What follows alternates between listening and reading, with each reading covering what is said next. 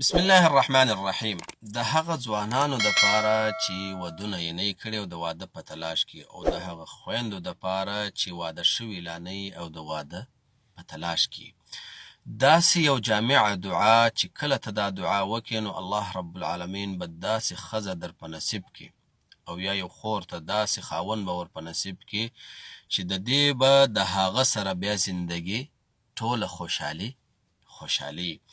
داسې دعا ده چې ابن مسعود رضی الله تعالی عنه به ځوانانو ته ورښودل او هغوی به خاص راجمع کول او ورته ویل به چې دا دعا وکئ. امام ابوبکر الخرائطي رحمه الله په خپل مشهور کتاب اعتلال القلوب کې د القاسم ابن عبدالرحمن رحمه الله نه روایت کوي.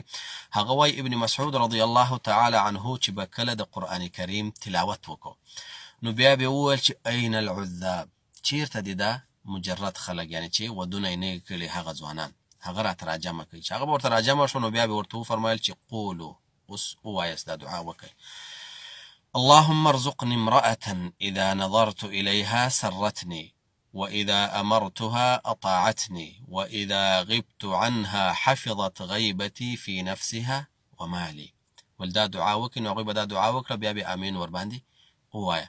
او دا دعا په اصل کې ابن مسعود رضی الله تعالی عنه د رسول الله صلی الله علیه وسلم د یو حدیث نه راخیسته او د هغه نه اقتباس کړی. هغه حدیث امام ابو داود الطیالسی رحمه الله په خپل مسند کې را نقل کړی دی د ابو هریره رضی الله تعالی عنه په روایت سره.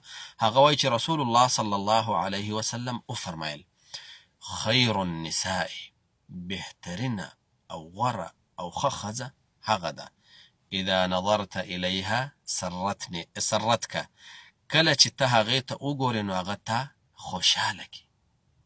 او محترمو دا خوشحالي چې ده دا یوازې په ښایست نه راځي. دا ګوره واوره، بعضې ځوانانو دا فکر چې ښځه ښایسته وي نو زه به خوشحاله یم د هغې سره. نه، ښایست چې دی دا د یو څو ورځو خوشحالي ده.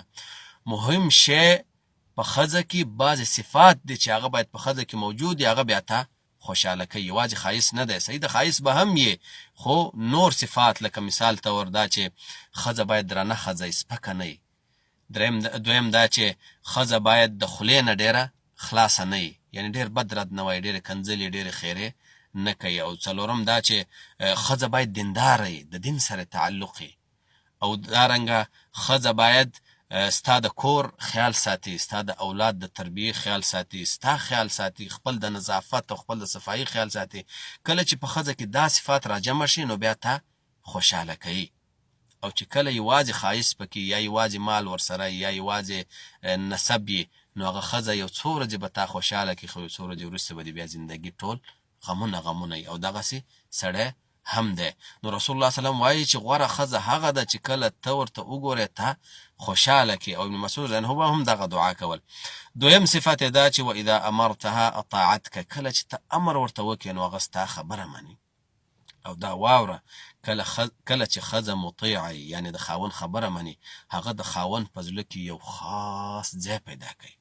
دریم: واذا غبت عنها حفظتك في نفسها ومالي، کله چې ته د هغې نه لاړ شې، یعنې مسافر شې، سفر وکړې، خواته لاړ شې، نو هغه بیا ستا حفاظت کوي. څه معنی؟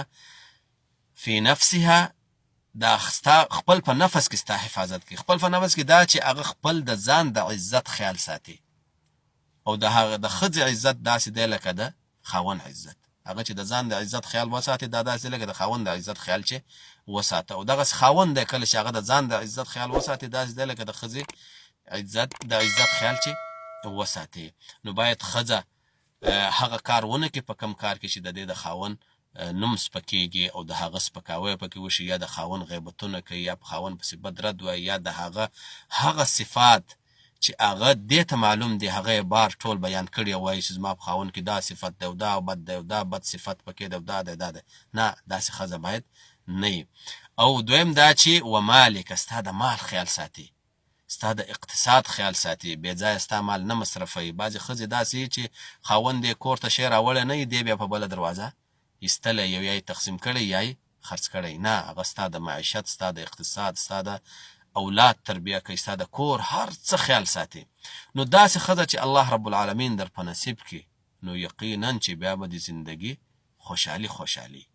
د دې وجې نه استمرار ورباندې وکړه. کومه ښځه چې هغه دې د امرأتن په ځای باندې زوجن وای، استمرار ورباندې وکړه او همیشه ووایه الله رب العالمین به داسې ښځه در په نصیب کړي چې هم به ښایسته یي او هم به مالداره یي او هم به دینداره یي او هم به حسب ښیي او هم به نسب ښیي، او بیا به ماته هم دعاګانې کوي. انشاءالله الله رب العالمین دې د عمل کولو توفیق راکړي.